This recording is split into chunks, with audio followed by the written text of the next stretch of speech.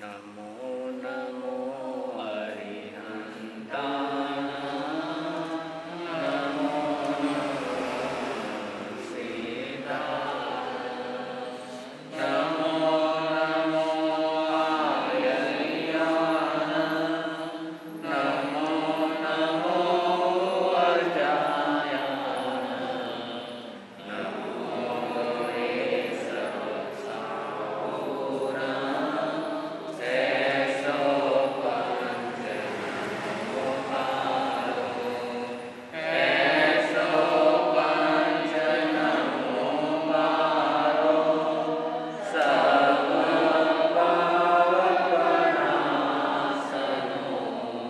मंगलानंच सर्वेशि परमंगलहरि मंगलानंच सर्वेशि परमंगलहरि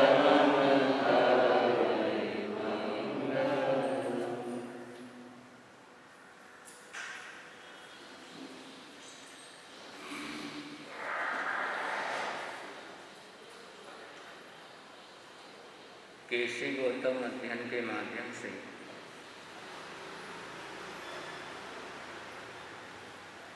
चर्चा परसों से प्रारंभ हुई है। केशी शर्मा अपने शिष्यों के साथ श्रावस्ती नगरी पधारे।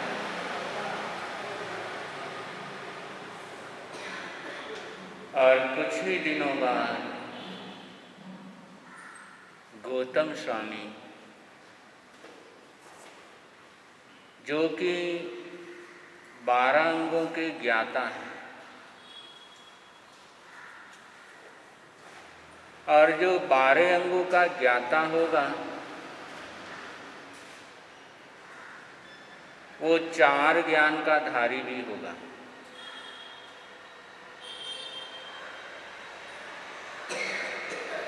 जो 12 अंगों का ज्ञाता होता है उसके पास वेक्रिय लब्धि, आहारक लब्धि, ऐसी अनेकों लब्धियां उसके जीवन में होती हैं।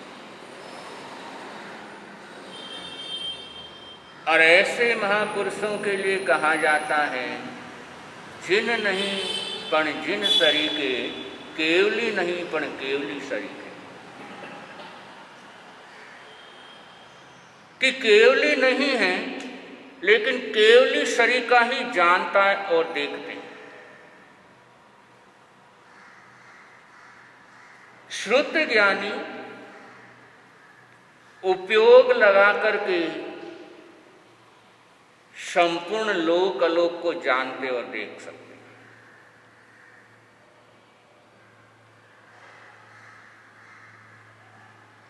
धनंजय गौतम भी 14 पूर्वों के ज्ञानी हैं और भगवान की त्रिपदी का उपदेश सुनकर के 14 पूर्वों का ज्ञान हो गया।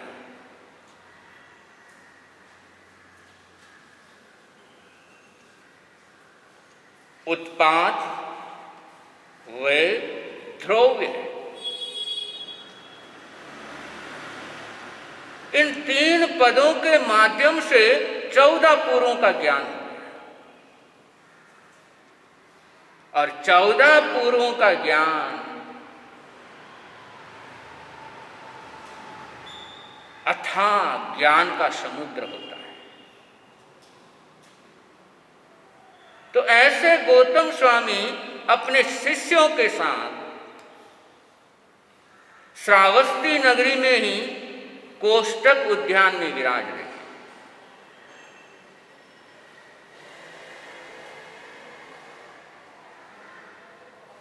इधर केशी शर्मण अपने शिष्यों के साथ विराजमान हैं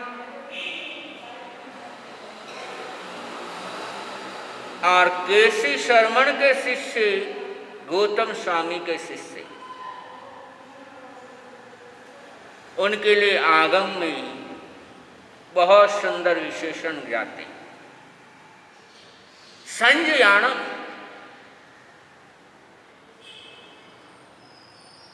वो शिष्य 17 प्रकार के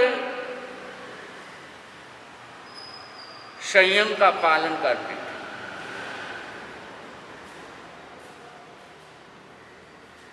और 17 प्रकार के संयम के अंतर्गत एक संयम है मन संयम।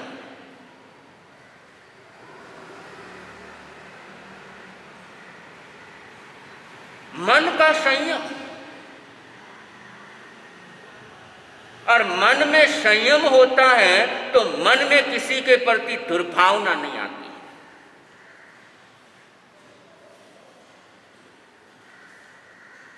और यदि मन में किसी के प्रति दुर्भावना नहीं आएगी तो वचन संयम अपने आप हो जाता है।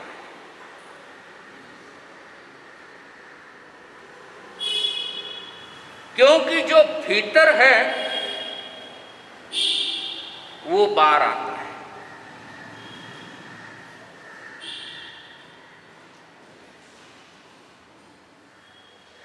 तो दोनों के शिष्य 17 प्रकार के संयम से युक्त थे।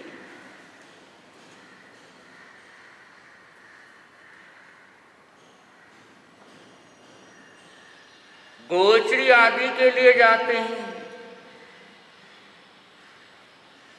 एक दूसरे को देखते हैं तो हैरान होते हैं,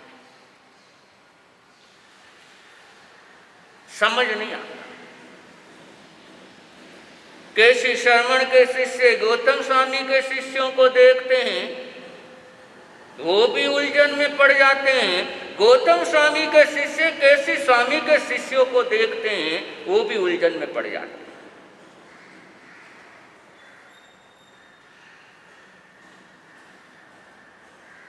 लेकिन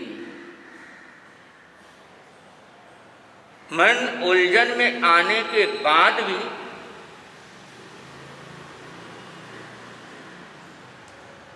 भावना खराब नहीं है, भाव खराब नहीं है।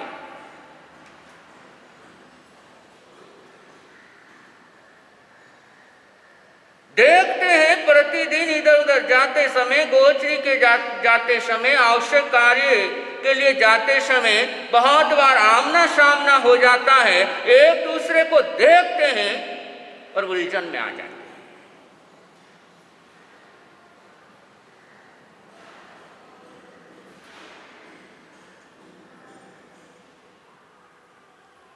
जिनका मन का संयम होता है उनके मुंह से कभी दूसरों की निंदा नहीं होती है, और दूसरों की निंदा हो रही है तो समझना मन का संयम नहीं है।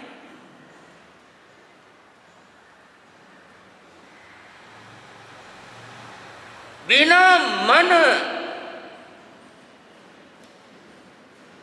नियंत्रित हुए वाणी नियंत्रित हो नहीं सकती।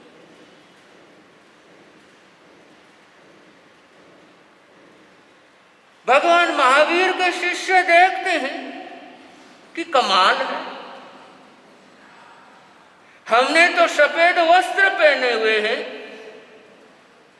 और ये कलरफुल वस्त्र पहने हुए।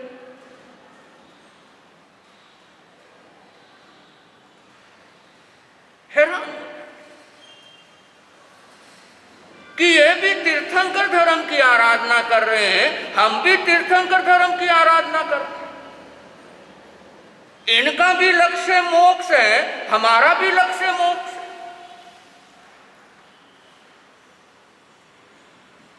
मंजिल एक है लेकिन नियम एक नहीं।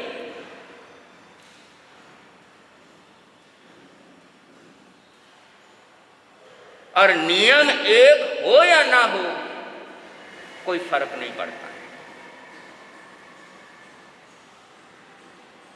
और सारे झगड़े नियमों के कारण आज है।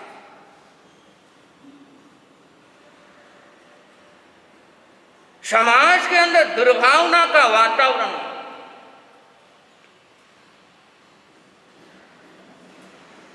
नियमों के पीछे।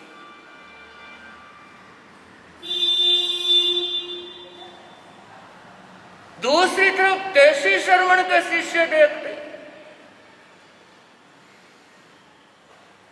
कि हमारी ड्रेस बिल्कुल अलग है और इनकी ड्रेस बिल्कुल अलग है। ये भिन्नता,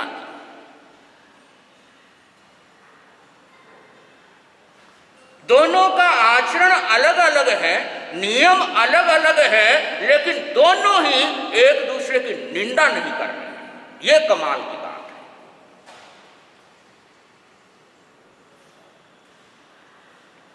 प्रतिकरण का नियम एक नहीं।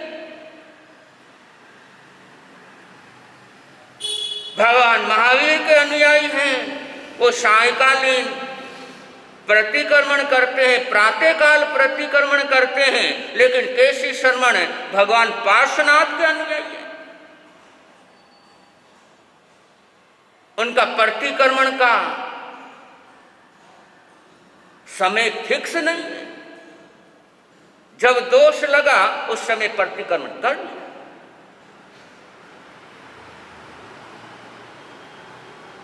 पार्श्वनाथ भगवान के शिष्यों के 4 महाव्रत हैं और भगवान महावीर ने 5 महाव्रतों का निरूपण किया।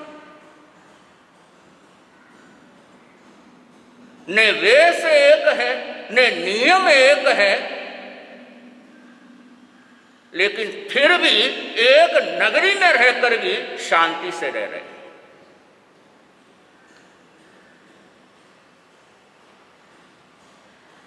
सीख सको तो सीख जाओ।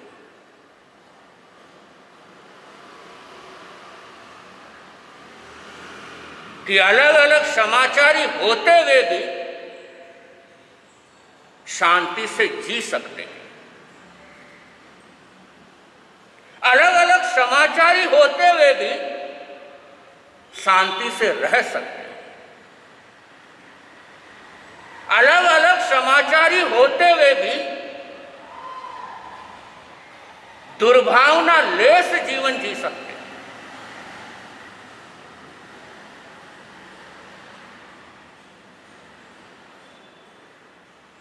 कि दोनों परंपरा, केसी श्रवण वहां पर है, गौतम स्वामी वहां पर है, लेकिन एक दूसरे के प्रति मन में जरा सी भी दुर्भावना नहीं।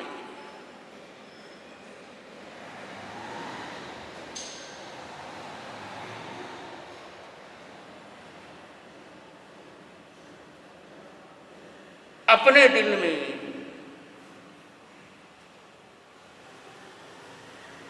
कितनी जल्दी दुर्भावनाएं आ जाती हैं।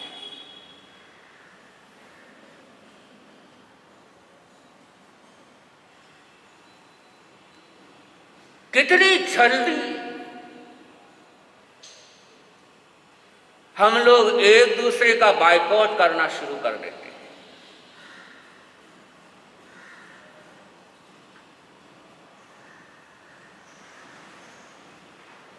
दोनों के शिष्य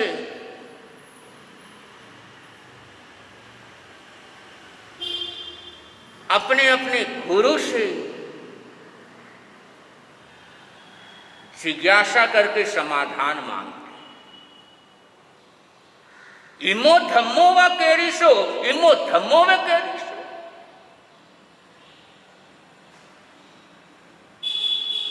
ये सब अलग अलग थे। ये भिन्नता की मंजिल एक है, लक्ष्य एक है, धर्म तीर्थंकर का है, फिर भिन्नता की।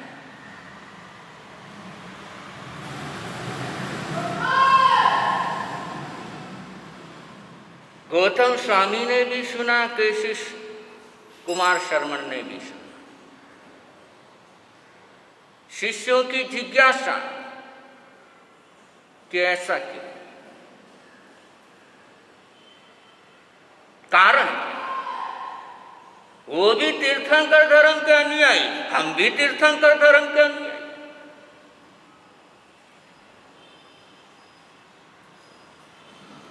तो ये भिन्नता क्यों, उलझन है। और पहली बार उनकी जिंदगी में ऐसा शायद दृश्य देखने को आया था, इसलिए उलझन में हो गए। और वर्तमान में भी अब आप लोग तो पक्के पकाए हो, सब पता है, लेकिन कोई नया जुड़े, नए को जानकारी मिले और जब ये भिन्नता देखे, कोई पहली बार प्रतिक्रमण करने आए, संवत्सरी का प्रतिक्रमण कर रहा है, कोई 20 लोगस का कौशक कर रहा है, कोई 40 लोगस का कौशक कर रहा है, तो मन में उलझन तो पैदा होगी। कोई 2 प्रतिक्रमण कर रहा है, कोई 1 प्रतिक्रमण कर रहा है, तो मन में उलझन होगी कि फर्क क्यों।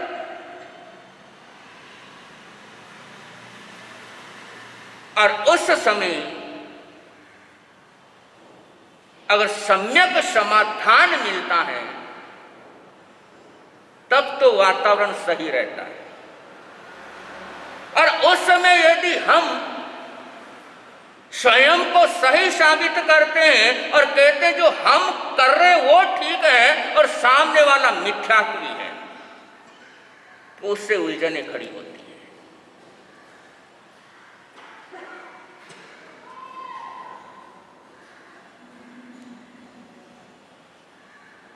जब गौतम स्वामी ने सुना, केसी शर्मन ने सुना, इनको समाधान होना चाहिए। अब उन्होंने, गौतम स्वामी ने ये नहीं कहा कि जो हम कर रहे हैं वो सही है, वो गलत है, और नहीं केसी शर्मन कहते हैं जो हम कर रहे हैं वो सही है, वो गलत है।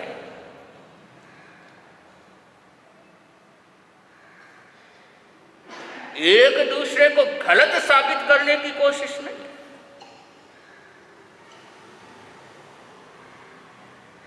बंदो, एक दूसरे को गलत भी साबित कर सकते हैं तो एक दूसरे को सही भी साबित कर सकते हैं।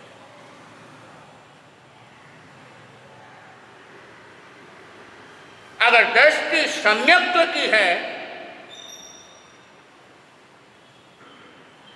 तो एक दूसरे को सही साबित करने की कोशिश होती है, और यदि दृष्टि मिथ्या है तो एक दूसरे को गलत साबित करने में लगे रहते हैं। और जिसकी दृष्टि मिथ्या, उसे अपने सिवा और कोई अच्छा नजर आता ही नहीं।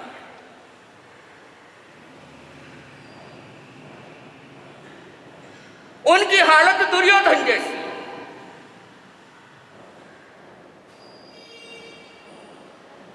दुर्योधन से कहा गया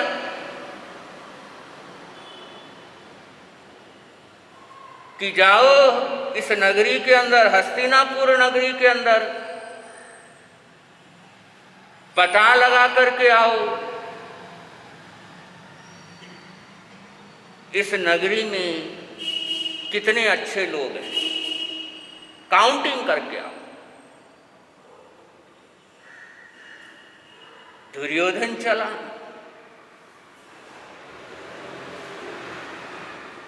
नगरी के घर घर में गया, पता लगाया, और वापस आकर के लिस्ट सौंपी तो देखा कोरा कागज, एक भी नाम नहीं। पूछा, गए नहीं क्या? नगरी में घूमे नहीं? कहा गया। बोले फिर नाम वगैरह नहीं लिखे? बोले मुझे कोई अच्छा नजर ही नहीं आया।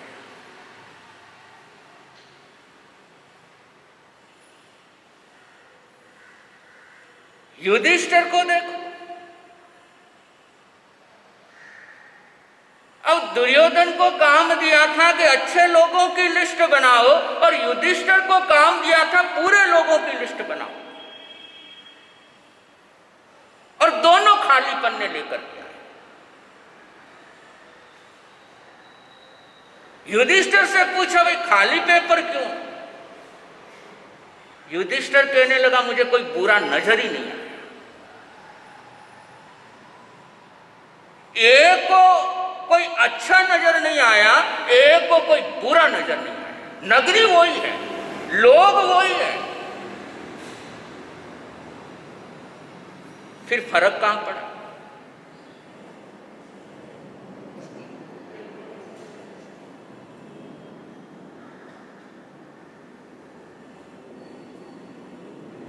यदि दृष्टि मिथ्या है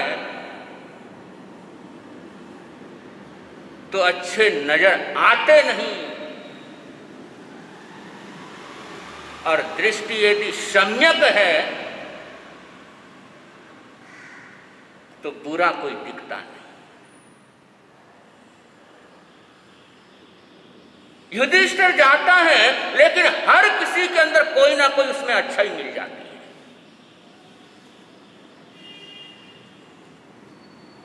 किसी न किसी व्यक्ति के अंदर कोई ना कोई खासियत मिल जाती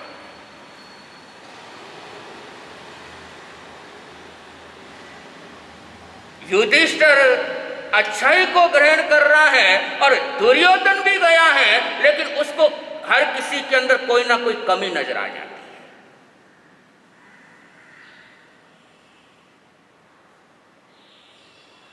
तो अपनी दृष्टि युधिष्ठिर की है या दुर्योधन की है,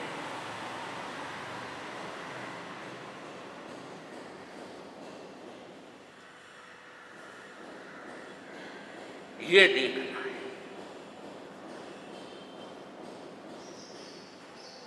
दुर्योधन को सिर्फ अपने अलावा सारे बुरे नजर आ रहे हैं,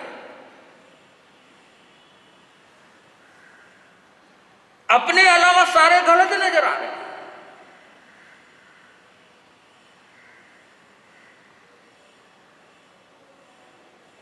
और यदि ऐसी हमारी सोच हो तो समझना हम दुर्योधन और दुशासन परंपरा वाले हैं। जिन शासन की परंपरा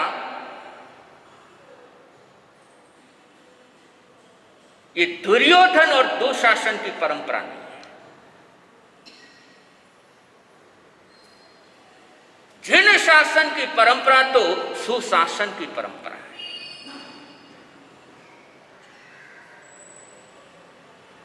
जहां पर शादवाद, अनेकांतवाद जैसे दर्शन मिलते हैं।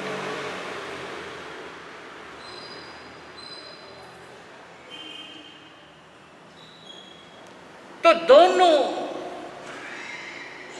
गौतम स्वामी भी और केसी शर्मण भी अपने शिष्यों को यह नहीं कहते हम ठीक हैं और वो वाले गलत हैं।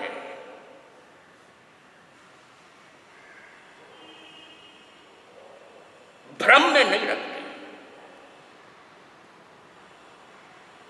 वरना बोल सकते थे कि वो कर रहे हैं वो बिल्कुल गलत है, जो सा हम करते हैं वो बिल्कुल सही है। लेकिन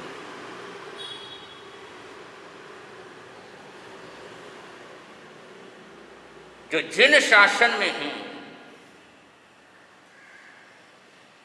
वो स्वयं अपने आप को सही का सर्टिफिकेट देते नहीं है। गौतम स्वामी के मन में भी और केसी शर्मण के मन में भी संकल्प हुआ कि एक बार मिलना चाहिए।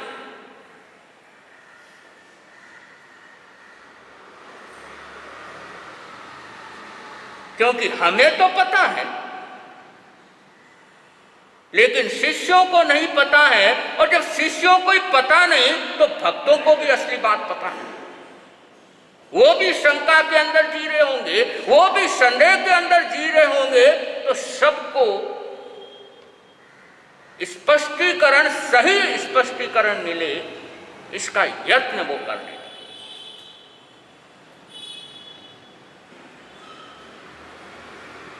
एक बार आपस में मिलना चाहिए, तभी शंकाओं का समाधान होगा, तभी कोई निष्कर्ष निकलेगा।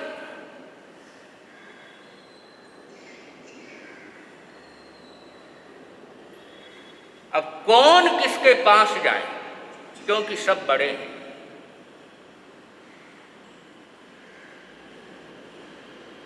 मिलना तो है, दोनों के मन में, गौतम स्वामी के मन में भी है और केसी शर्मण के मन में भी है,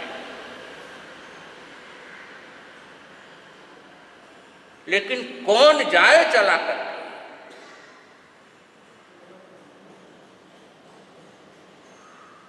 सवाल है, क्योंकि अभिमान आड़े आता है।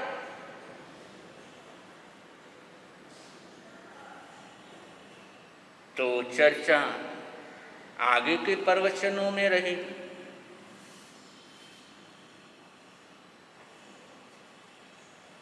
और वो चर्चा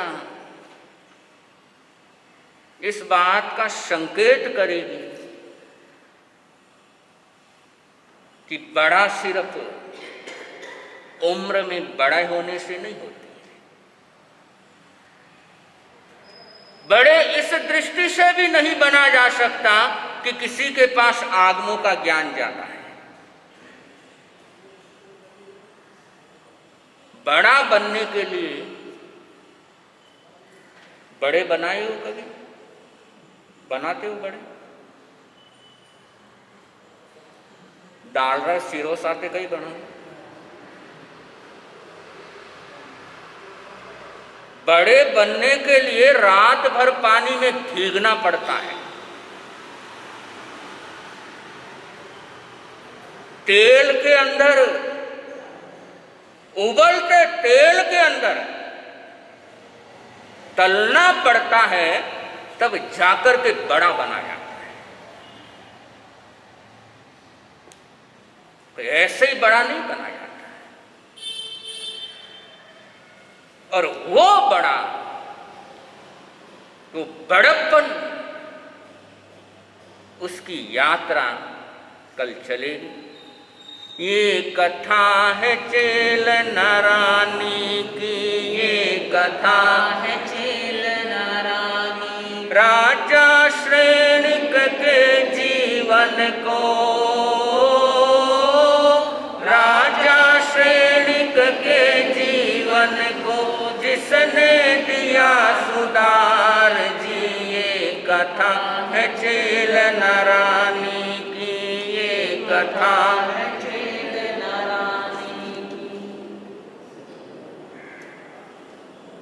श्रेणिक। उसके मन के अंदर चेलना को लेकर के गलतफहमी पैदा हो गई। मन ही मन निर्णय भी ले लिया कि ऐसी चारित्रहीन नारी को मैं अपने साथ नहीं रख सकता।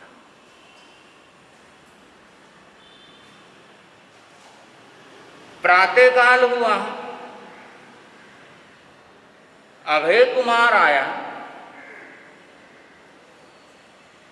श्रेणी गुस्से के अंदर है और गुस्से में ही अभय कुमार को कहने लगा, जाओ चेलना को जला दो, उसके मेलों में आग लगा दो।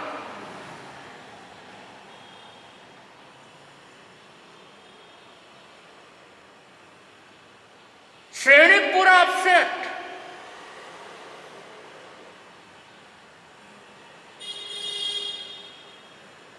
अभय कुमार को आदेश दे दिया और अपना मूड ठीक करने के लिए भगवान के पास चला गया। अब अभय कुमार का दिमाग चाचा चौधरी से भी तेज।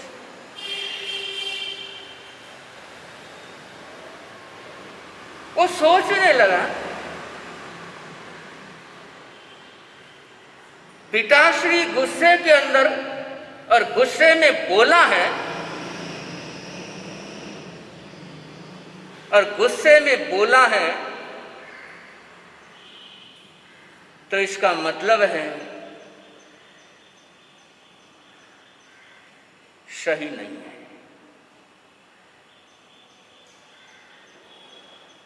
होता है ना, बहुत बार गुस्से में कुछ का कुछ हम बोल देते हैं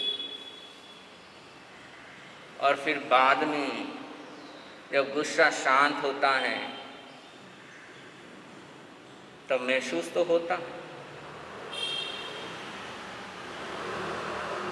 और बहुत बार अगले से कह भी देते हैं, भाई गुस्से में बोल दिया था, पता नहीं रहा, ध्यान नहीं रहा, तो गुस्से में ध्यान नहीं रहता। अभय कुमार चिंतन करने लगा, पिता ने गुस्से के अंदर ऊपर आदेश दिया और उनके गुस्से के कारण मैं भी इनकार नहीं कर पाया, और पिता की आज्ञा, राजा की आज्ञा पूरा भी करना है।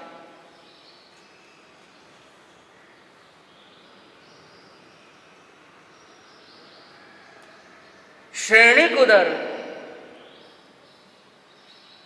भगवान के चरणों में पहुंच गया और उस समय परमात्मा फरमा रहे थे, चेटक राजा की 7 पुत्रियां शीलवती हैं, पतिव्रता है, 7 की 7 पुत्रियां शीलवती हैं।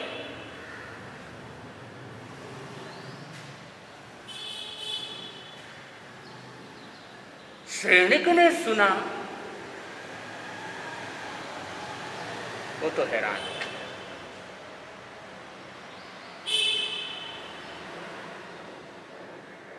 उसने परमात्मा की तरफ जिज्ञासा की दृष्टि से देखा तो परमात्मा कहने लगे, सैनिक, तुम्हारी पटरानी चेलना एक पतिव्रता नारी है, एक शीलवती नार है, और तुम्हारे मन में गलतफहमी पैदा हो गई। रात को उसके मुंह से उनका क्या होता होगा, ऐसे शब्द मुंह से निकले तो शब्द संयति संत के लिए थे। जिस समय तुम मेरे पास दर्शन करके जा रहे थे तो तुमने भी देखा था और तेरी रानी चेलना ने भी संत को देखा, और उस कम कपाती सर्दी के अंदर नदी के किनारे ध्यानस्थ वो मुनि सर्दी के मौसम में चेलना को संत की याद आ गई कि हम कमरे में बंद हैं, गर्म कपड़ों के बीच में हैं, तो भी ठंडी लग रही है, तो उन संत का क्या होता।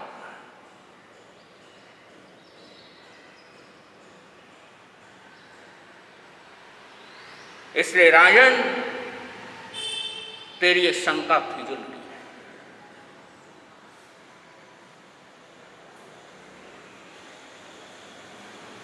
राजा ने सुना तो उसे घोर पश्चाताप होने लगा।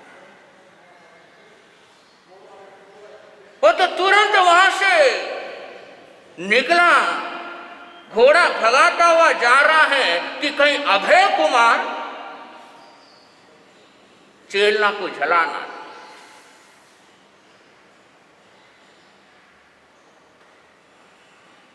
और जब दूर से देखा श्रेणिक ने चेलना का महल तो जल रहा, तो पश्चाताप कर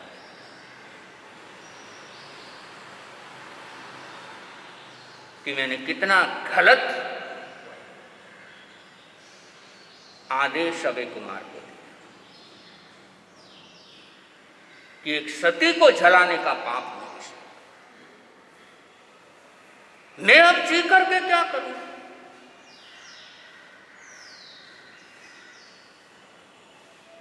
और इतनी देर में अभय कुमार सामने से आता हुआ दिखाई दिया।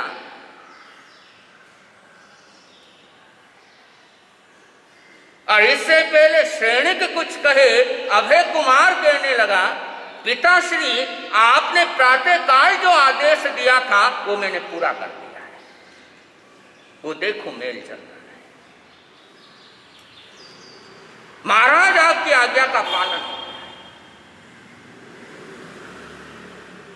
श्रेणी कहने लगा जला दिया? बोले महाराज बिल्कुल, आपकी आज्ञा हो और हम सेवक लोग उसका पालन ना करें, ऐसा कभी हुआ है? श्रेणी के कहने लगा, अरे अभय कुमार, मेरी अक्ल तो घास चरने चली गई थी, लेकिन तेरी बुद्धि को जंग क्यों लग गया? अरे तेरे को तो विचार करना था,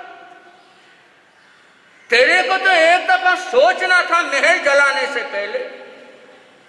अरे एक बार पुनः पूछ तो लेता,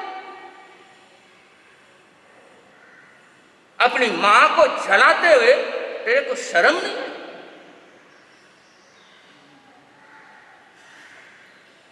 अब आदेश किसने दिया?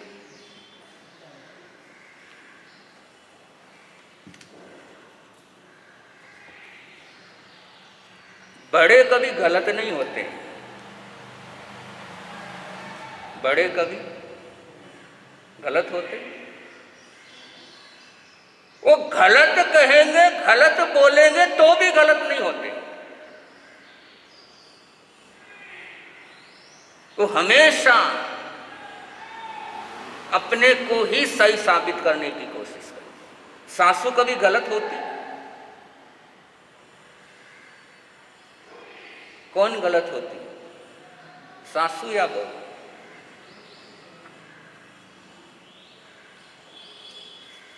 अब अभय कुमार को श्रेणिक कह रहा है, तुझे शर्म नहीं आई?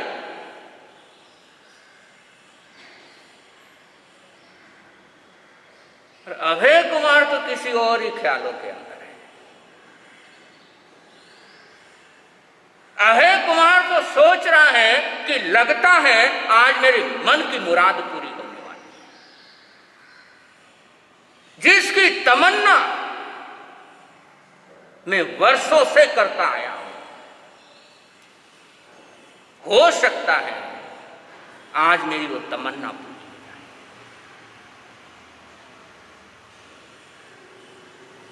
और यही मौका है पिताश्री को थोड़ा और गुस्सा दिलाता,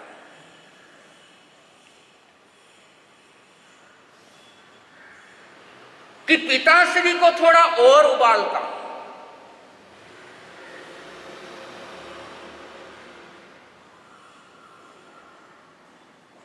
अभय कुमार कहने लगा, महाराज आपकी आज्ञा को स्वीकार करके अगर महलों को नहीं जलाता तो आप मुझे जला देते।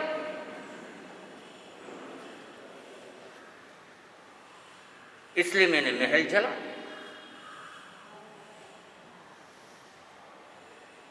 और ये जवाब सुनकर के श्रेणिक और दिल मिला गया।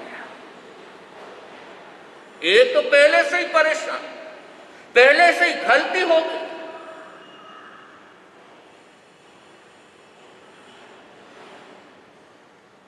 और उस समय श्रेणिक कहने लगा, जा रे जायो कहा भूपने हो, जा रे जायो कहा भूपने, सुध बुध खोई आज जी, ये कथा है चेल नारानी की, ये कथा है चेल नारानी की।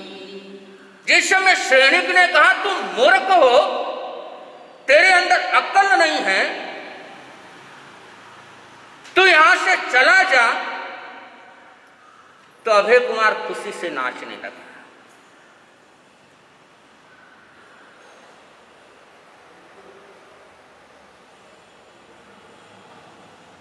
पिता कह रहा है तेरे में अक्ल नहीं है, तू मूर्ख है। उस समय अभय कुमार खुशी से नाचने लगा।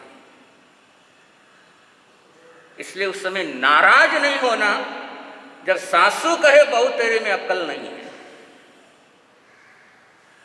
झूमने लगा।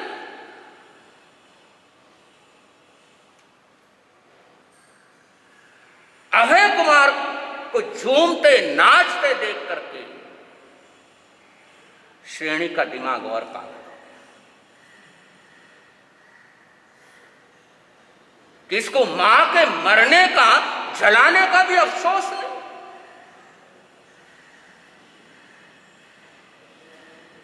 अभय कुमार ने कहा, अभय कुमार को श्रेणिक ने कहा कि मैंने कहा नहीं, तू यहां से चल।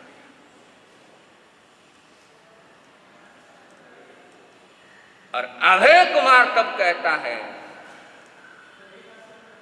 पिताश्री आपका लाख लाख धन्यवाद, लाखों लाखों धन्यवाद।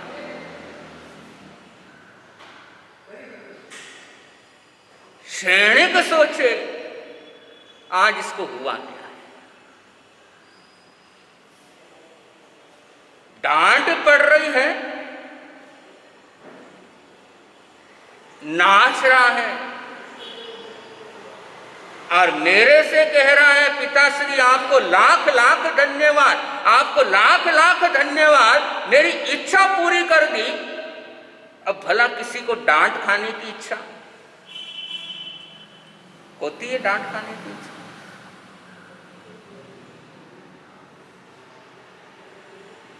श्रेणिक भी सोचने लगा, पता नहीं क्या है, बोल रहा है आपको लाख लाख धन्यवाद, आपको लाख लाख धन्यवाद। और अभय कुमार श्रेणिक को धन्यवाद देकर के वहां से आगे बढ़ जाता है।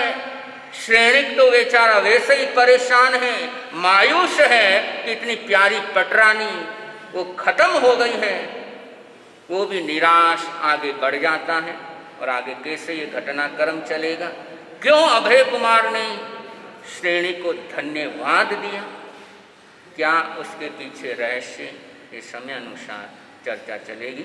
ये कथा है चेल नारानी की, ये कथा है चेल नारानी, राजा श्रेणिक के जीवन को, राजा श्रेणिक के जीवन को जिसने दिया सुधार जी। ये कथा है चेल नारानी की, ये कथा है चेल नारानी। आज के पचखान एकासन व्यासन, जिन भी भाग्यशालियों के आज के पचखान एकासनम व्यासन पचखान अजन सिद्ध गुरुदेव की शक्ति से मनसा वैसा कायसा तस अंते पड़ी कमा में निंदा करिया त्यागो। आई मिलूं आई मिलम पचकामी अजन सिद्ध गुरुदेव की शक्ति से देवालयन नेत्रा गारेण सब समय वत्या गारेण त्यागो। उपवास चौथम वत्तम पचकामी पीढ़िहम पियारम अशनम खाइमम साइमम अनथना भोगेणम मैत्रा गारेणम सब समय वत्या गारेणम त्यागो। श्री श्री चतारी मंगलम अरहंता मंगलम सिद्धा मंगलम शाहू मंगलम केवली गणतो नमो मंगलम। चतारी लोगुतमा अरहंता लोगुतमा सिद्धा लोगुतमा शाहू लोगुतमो केवली गणतो नमो लोगुतमो। चतारी शरणम पवजामि अरहंते शरणम पवजामि सिद्धे शरणम पवजामि साहू शरणम पवजामि केवली गणतम धम्मम शरणम पवजामि। चार शरण मंगल कर आनंद ही आनंद। संघ की तरफ से